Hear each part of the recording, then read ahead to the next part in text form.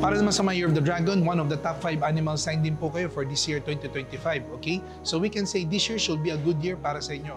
Maraming opportunity star na pwedeng pumasok para sa mga Year of the Dragon. Although ang warning ko lang sa mga Dragon, huwag niyo pong kunin lahat, okay? As much as possible, choose your battle. Choose are the only opportunity na tingin niyo po mas more kakailanganin niyo po, okay? Kasi ang mga Dragon po kasi, once sa pag nagtrabaho po sila, they're very serious. Ang mahirap lang po, pag too much of opportunity, chances may tendency pwede kayo ma-distract, okay?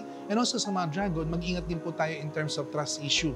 Okay? Mas lalo na mga Year of the Dragon, sila po, grabe po kasi mapagmahal po sila sa kanilang mga team or sa kanilang family. Pero yung nga po kasi pag trust issue po, chances dumami po yung responsibilities natin at magkukos po siya sa stress out energy natin.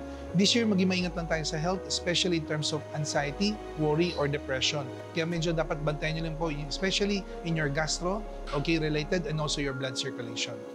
Paalala lang po for everyone, okay? Ito pong ating mga readings ay partly gabay lang po para sa ating lahat. Tandaan po rin po natin, kailangan po masipag at maging matyaga po tayo sa lahat ng bagay at also haluan po natin ng konting swerte. Hello Global Pinoys, this is Coach Johnson Chua. Follow GMA Pinoy TV for more Chinese forecast updates.